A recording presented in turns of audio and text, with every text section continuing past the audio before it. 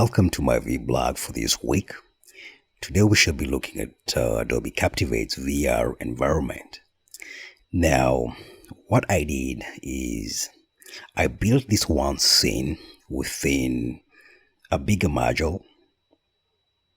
And so this kind of shows you that you can kind of embed or just cushion just one scene within your training just to really give that oomph. But more than even giving it that oomph, I think the needs of your audience and the nature of the activity should dictate what you should use and when you should use it. So let's quickly look at this. I'm going to show you some of the things which worked and some of the things which did not work, and then see how I can help you in your next project. So one thing that you want to do is always identify what your branding is going to look like before you even build out anything within Adobe Captivate, especially your VR scene. So as you can see, I'm using these grays and I'm using these yellows because I have this PowerPoint which is kind of my mood board. Now that mood board becomes the a holistic branding guide which I'm following, and if we go to PowerPoint, you can see I'm using these yellows here, I'm using these grays and these whites here, I'm using Open Sans font, and I'm also using Railway font right there. So this becomes the guide as to how my branding is going to look like in Captivate. So make sure you identify your looks before you even build anything out.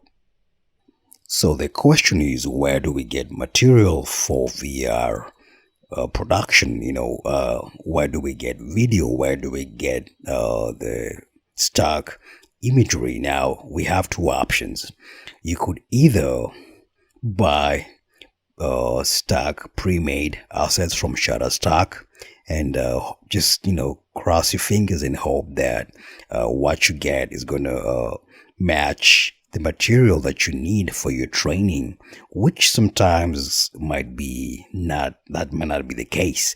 Now the second option is to buy an Insta360 One X VR camera, which goes for about $400.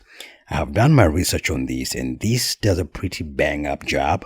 And I think in a future tutorial we could talk about and just walk you through how this captures VR. But those are the two options that you got for getting material for your scenes within your training. Now, as much as you're dealing with VR 360, right, you want to be very careful about how your stitching looks like. Sometimes, even when you have your 360 video or footage, the way it orbs and kind of merges from left to right sometimes is very abrupt. And let me show you an example of what I mean here. So we're going to create a 360 image here, right? Environment. So we're going to bring an image from Shutterstock. And what you want to do is just orb around this. Now you can see where the seam is very abrupt, right? You can see what's going on up here. You can see what's going on at the bottom here. These are things that you want to fix before you start building out your scene. So make sure you test your image before you proceed any further than that. So to resolve that problem I had with the really abrupt seam, okay, the thing I did was I got rid of this machine right there, because when this and this other guy meet, then this looks like a half machine which is just floating nowhere. It's doing nothing right there. And the top, see how the roof has all these beams right here. When it folds, it gives you this yucky kind of look right there. So the way I solved this shot is I added a vignette on top. I copied this post and then extended it up here on the side and then kind of hit the machine. You can kind of see a little piece of it kind of protruding right there. And then at the bottom, I added this green stripe, and that pretty much did the job. I saved it out as a JPEG. And then I came back to Captivate, and then when I applied it into my VR scene, it looked perfect. So there's a post, There is the black hole, like in the galaxy, right? And then you have your bottom, which is that nice green stripe right there. So one thing I really didn't care for are the hotspots within Captivate. For example, you have this guy here, right? So if you check this here, to me, I really didn't like this look here. So what I did is I created my own hotspots within Adobe Photoshop and I think, sorry, Adobe Illustrator. And then I saved this out in Photoshop, and the size of this is 45 pixels by 45 pixels. And then I saved this as a PNG, and then I came back to Adobe Captivate, and then I just came to the hotspots, and then instead of picking these guys up, I brought in my own image and then looked for the hotspot, and then it, bada bing, it came into my scene right there. So if you want to use what's within Captivate, hey, go ahead, that's up to you. But for my situation, I needed to come up with my own custom hotspots, and this was my the route I took to create that. So one other thing that you want to do is you want to use your hotspots in a very efficient spacing kind of methodology. So kind of use an exit kind of strategy, like when some kind of spots were exiting to the left, then I that's when I inserted my next hotspot. The next one is right there. I'm kind of almost exiting, right? This guy is right there.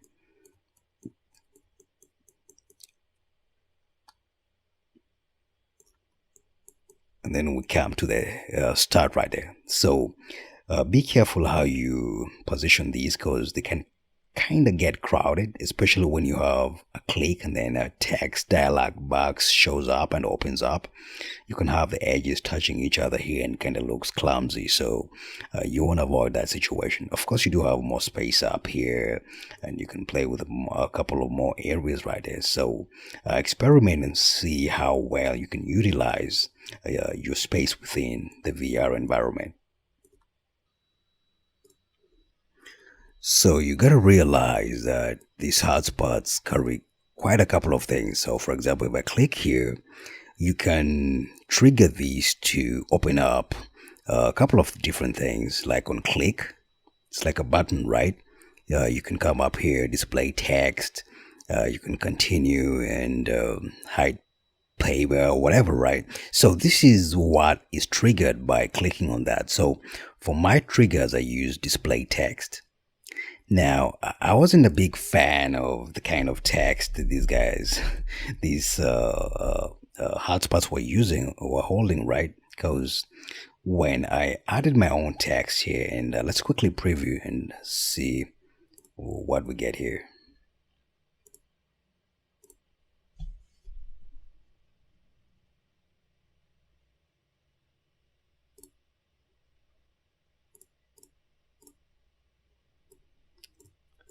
So this is the kind of box which I got, which I wasn't too excited about. So I needed to create my own box in kind of text box in Adobe Illustrator, and I created this opacity here.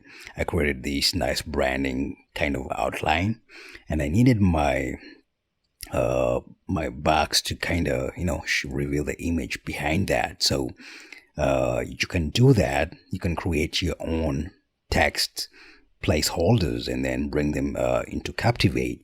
And instead of display text, you can just say display image, and then just bring the guy that you created in there, and then it's going to be kind of stamped into this background here. So when you click on that guy, what you're literally saying is this guy right here.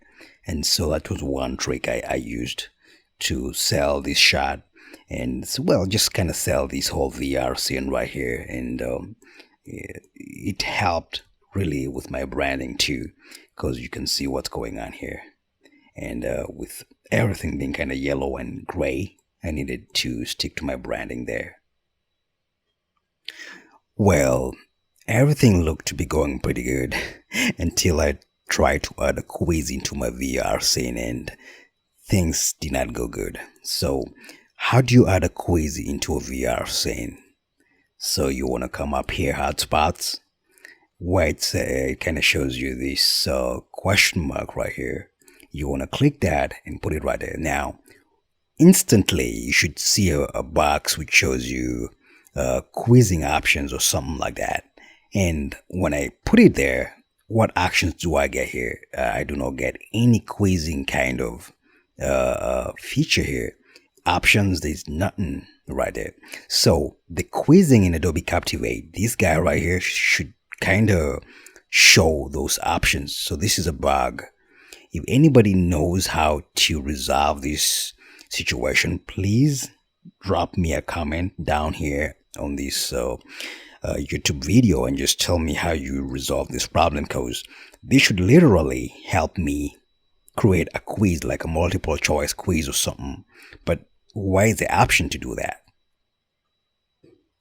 And so as we wrap up this tutorial, the last thing I want to show you is that whenever you use exploratory here or guided, now what exploratory means is that you have given that carte blanche kind of flexibility, right, to the user to explore the world and just go on this treasure hunt and look at look for all these nuggets that you have hidden within your VR environment. And guided, the way this works is it moves from one hotspot to the next hotspot like a timeline without giving that flexibility to the user. So one thing that you got to realize is the way you set up your exploratory scene one. Like if I say I want my scene to start like from here, like so, right? Now if I publish, if I preview this real quick, let's do it from there. Let me show you how this looks. This should look exactly the way I have rendered it out right here.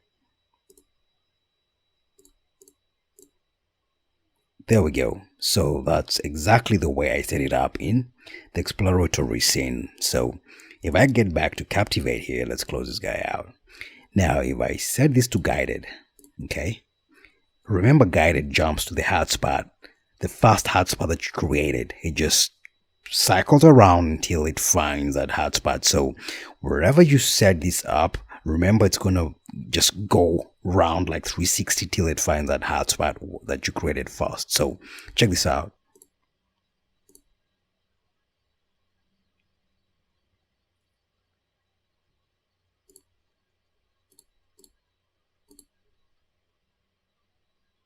Whoa, that's kind of dizzy. So it brings you here, okay, and then it takes you to this other guy here, and then it takes you to this other guy right there.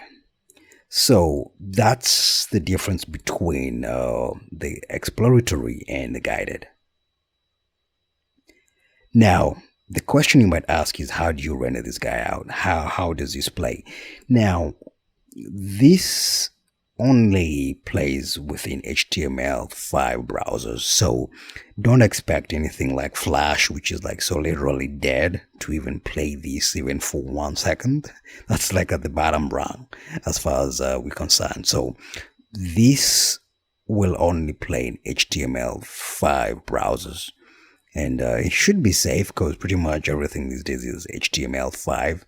So yeah, just like any other project, just go to publish to computer, and then scalable HTML content, and then of course, you know, zip or whatever you're doing with that, then publish, and you should be pretty good to go with that. But there's nothing more but just your usual process of how you publish files, and that should suffice right there.